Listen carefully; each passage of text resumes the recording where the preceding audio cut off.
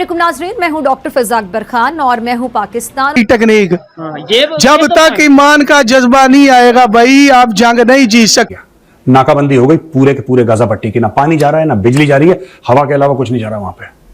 तो वहां पे बड़ी त्राही त्राही मच रखी है गाजा में। उसके ऊपर यूरोपियन यूनियन का बयान आता है कि साहब जो हम एड देते थे पैलेस्टीन को वो भी हमने बंद कर दी, जाओ ऐश करो, नॉन वायलेंस, एहतजाज करो, नॉन वायलेंस। सर, आपको पूरी दुनिया में कहीं कोई मुसलमान ऐसे नजर आते हैं जो वायलेंस ना करते हो, जो इस तरह का मार काट और खून ना बहाते हो? ये तो सबसे पहले करते हैं, क्योंकि इनको बचपन से ही सिखाया गया होता है। जब आप जानते हैं बकरा ईद वगैरह होती है, छोटे छोटे बच्चों से छुरी फिरवाते हैं बकरे की गर्दन पे, पहले से इनको तो खून और सब कुछ देखने की आदत होती है और शायद इसमें मजा भी आता है। सवाल ये किया जा रहा है कि पाकिस्तान से अभी तक क्या गजा की तरफ कोई जंग लड़ने के लिए दौड़ा भागा गया है या नहीं गया। इसकी वजह यह है कि आप जानते हैं कि पाकिस्तानी तो इस बारे में बहुत जज्बाती हैं और हमेशा से एक बात की जाती है कि हम जो हैं ऐसी किसी भी जगह पर जाकर सबसे पहले अपना झंडा लहराएंगे। सल फिर एक बार बेनकाब हुआ पाकिस्तान। आपको बता दें कि पाकिस्तान ने आतंकी हमास को समर्थन दिया है, बल्कि पाकिस्तान ने अब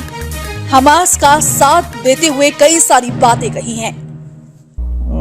ज़ैद हामिद साहब है, उनकी एक वीडियो बहुत वायरल हो रही है भाई सोशल मीडिया पे, और वो उसके बारे में ये कहा जा रहा है कि ये तैयारी कर रहे हैं और ये तैयार हो चुके हैं, गजा की तरफ जो है ये किसी भी उससे जो है पतली गली से निकलने वाले हैं।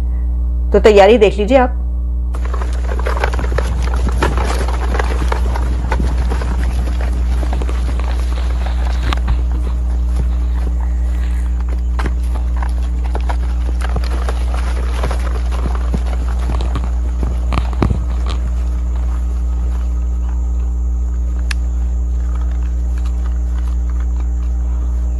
जैद आमिद, जो कि लाल टोपी के नाम से जाने जाते हैं, इन्होंने एक वीडियो पोस्ट किया है सोशल मीडिया पे और सोशल मीडिया के माध्यम से ये वीडियो हमें भी मिली है, जिसमें वो ट्रेनिंग करते फिर रहे हैं, लेकिन ट्रेनिंग में उनको जो असला पकड़ना है, जो गन पकड़नी है, उसी को वो पकड़ नहीं पा रहे हैं और वहीं पे वो धड़ाम से गिरे। लेकिन वो लोगों को आह्वान कर रहे हैं, छोटे बच्चों को बोल रहे हैं कि हमारे छोटे बच्चे जो पत्थर पकड़ के इजराइल पे मारेंगे वो परमाणु बम बन जाएगा। तो दोस्तों इस तरह का माइंडसेट है और मौलवी फतवे जारी किए जा रहे हैं कि पाकिस्तान को तुरंत कश्मीर पे भी अटैक कर देना चाहिए, साथ ही साथ हमें इजराइल की भी मदद करनी है। और कई पाकिस्तानी जो कि दिमागी तौर से बीमार हैं वो ये भी बोल रहे हैं कि लड़ाई लड़ने के लिए जज्बे की जरूरत होती है, असलों की, हथियारों की जरूरत नहीं होती है। तो किस तरह का इनका माइंडसेट है, क्या चल रहा है पाकिस्तान में, इस वीडियो में आप जरूर देखिएगा, आपको काफी मजा आने वाला है और हंसी भी आपको आएगी। कमेंट करके जरूर बताइए कौन सा कैरेक्टर आपको अच्छा लगा। अब मेरे पीछे देख सकते हैं कि यहाँ पर नौजवान पाकिस्तान में फलस्तीन का परचम पकड़े बड़ी तादाद में रोड पे रैलियां निकाल रहे हैं, लब्बैक लब्बैक अल जिहाद के नारे लग रहे हैं। एक साइड पे खबर ये है कि इसराइल ने अपने 30 बिलियन के फॉरेक्स रिजर्व सेल कर दिए हैं ताकि वो लंबी जंग कर सके, और उन्होंने प्रॉपर ऐलान किया है कि हमास ने ये जो चीज का आगाज किया, स्टार्ट किया, इसका एंड हम करेंगे और बड़ा नुकसान उठाना पड़ेगा हमास को, फलस्तीन। ज़ैद हामिद साहब है, उनकी एक वीडियो बहुत वायरल हो रही है भाई सोशल मीडिया पे, और वो उसके बारे में कहा जा रहा है कि ये तैयारी कर रहे हैं और ये तैयार हो चुके हैं, गजा की तरफ जो है ये किसी भी उससे जो है पतली गली से निकलने वाले। जी बिल्कुल होती है, लेकिन आपको बताना ये चाह रहा हूं कि लड़ने के लिए असलिया नहीं बल्कि जज्बे जो हैं वो काम आते हैं। वो उन फलस्तीनी बच्चों के हाथ में जो पत्थर है वो भी हमारे हाथ में ताकतों से बढ़ के। जनाब इस वीडियो में हमारा कोई हाथ नहीं है, ये वीडियो हमें व्हाट्सएप ग्रुप्स के थ्रू मिल रही है, जिसमें कहा जा रहा है कि भाई साहब जो है वो तैयार हो चुके हैं और बस गजा की तरफ निकलने ही वाले हैं। मेरा तो ये ख्याल था कि जितने भी मुल्ला उलमा ये सब मौलवी हजरात ये तो अपने कमर बस्ता हो चुके होंगे, अपने अपने इन्होंने बोरिया बिस्तर समेट कर जो है वो कमर पे धर लिए होंगे और ये रवाना हो चुके होंगे, लेकिन अभी तक कोई ऐसी खबर नहीं आई। बल्कि ये कहा जा रहा है, बचपन में सुनते थे कि अगर पाकिस्तान ने एक बटन दबा दिया तो इजराइल नजर भी नहीं आएगा। अब पता चला वो टीवी का बटन था। सर टीवी पे कहीं नजर नहीं आ रहा, कोई बातचीत ही नहीं हो रही। बातचीत हो रही है कि अदालतों में इस वक्त क्या हो रहा है और खान साहब को जो है वो दीवार तोड़ के उनके लिए जगह बनाने की बात की जा रही है जहां पे वो वॉक कर सके, और इस तरह की बहुत सारी बातें चल रही हैं। लेकिन ना तो कोई गजा की बात कर रहा है, ना कोई इसराइल की बात कर रहा है। तो हम तो बात कर रहे हैं, आपको बताते रहेंगे। लेकिन हाँ, एक और बात चल रही है और वो ये है कि वो कह रहे हैं कि एक और पाकिस्तान ने नया मिसाइल बनाया है, जो कि वो मिसाइल जो है वो दागा जाएगा किसकी तरफ, आप जानते हैं इसराइल की तरफ। आप देख लीजिए, इसका नाम रखा गया है हलवीन मिसाइल। मुझे नहीं पता हलवीन क्यों रखा गया, लेकिन ये तो मौलाना फजलुर रहमान साहब है। देखिए ये इस तरह की चीजें जो है ना, ये बड़ी ही बुरी बात होती है। मैं तो बहुत ज्यादा इसके ऊपर नाराज होती हूँ जब गलत बात है।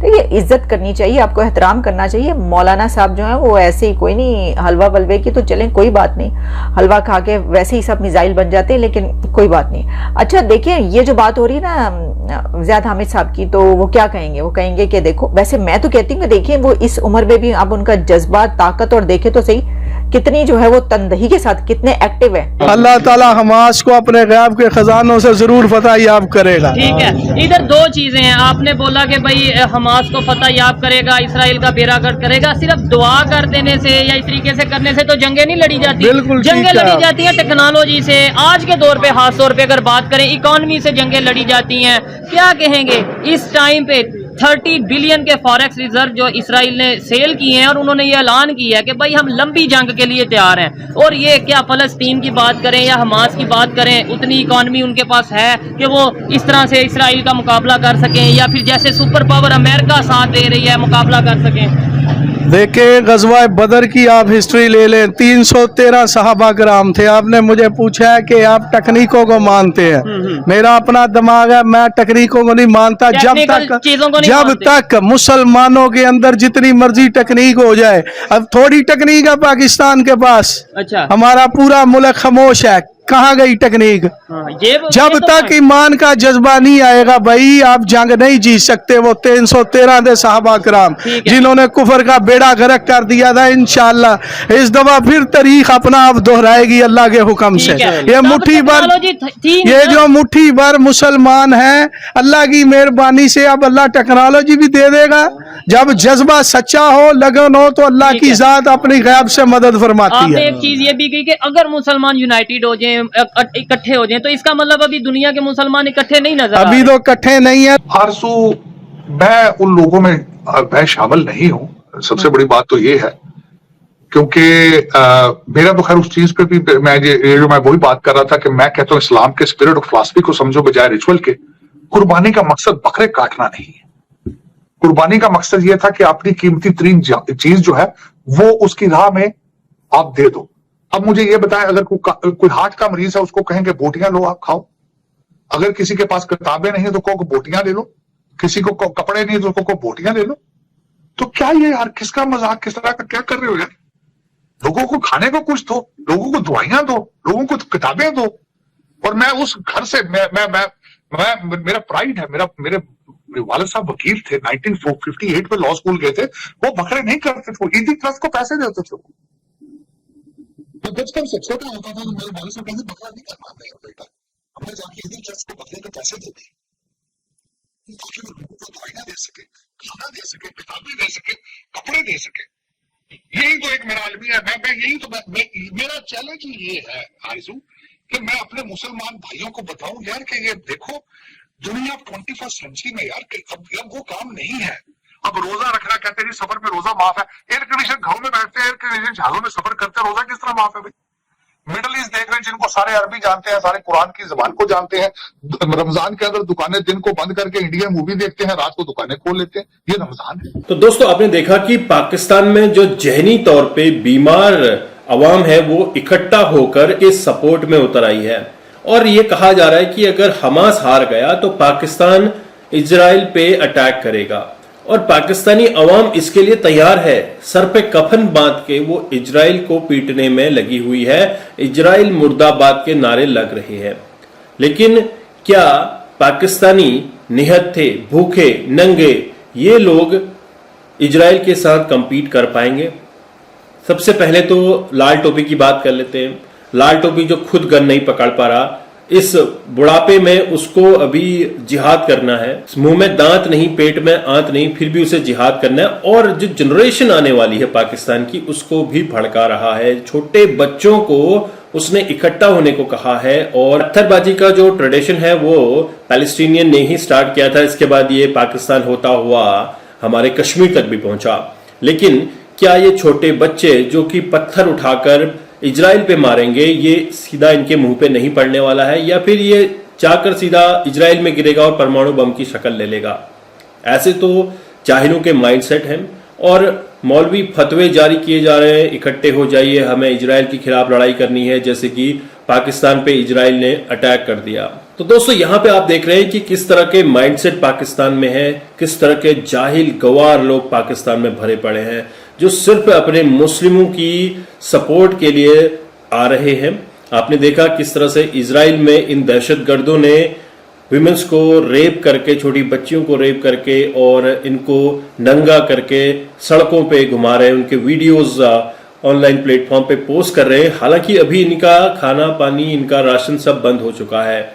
पैलेस्टीनियन को जो एड मिलती थी यूरोपियन यूनियन से वो भी बंद हो चुकी है। सिर्फ हवा अभी गाजा पट्टी पे जा रही है। पैलेस्टीनियन को अभी अब भूखमरी का भी सामना करना पड़ सकता है।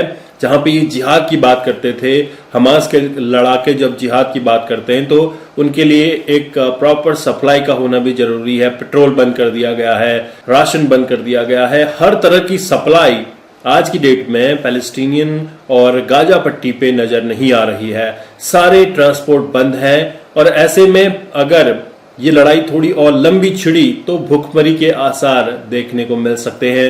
इजराइल ने भी कसम खाई है कि जो उनके सिविलियंस को हमास ने मारा है, अब इसका खामियाजा गाजा के लोगों को भी भुगतना पड़ेगा। गाजा के लोग पीछे हट जाएं, अब हमारी लड़ाई सीधे हमास से है और हमास को हम धरती में मिलाकर छोड़ेंगे। इस दहशतगर्द तंजीम को हम धरती में मिलाकर रहेंगे। और इजरायली पीएम ने यह भी आह्वान किया है कि जितने भी रिजर्व फोर्सेस है सब इकट्ठी हो जाएं। 3 लाख से ऊपर की रिजर्व फोर्स इजराइल ने इकट्ठी कर दी हैं और सारे बॉर्डर की तरफ अब पहुंच चुके हैं। लगातार लड़ाई चल रही है, काफी चिंताजनक माहौल यहाँ पे बना हुआ है, लेकिन इजराइल इस लड़ाई को जरूर जीतेगा क्योंकि इजराइल के पास टेक्नोलॉजी है, इजराइल के पास वो जज्बा है। लेकिन क्या हमास के लोग जज्बे और पाकिस्तानी क्या जज्बे से लड़ पाएंगे? आपके क्या विचार है? कमेंट करके जरूर बताइएगा। तो मिलता हूं अगले वीडियो में, तब तक के लिए थैंक यू। जय हिंद, जय भारत।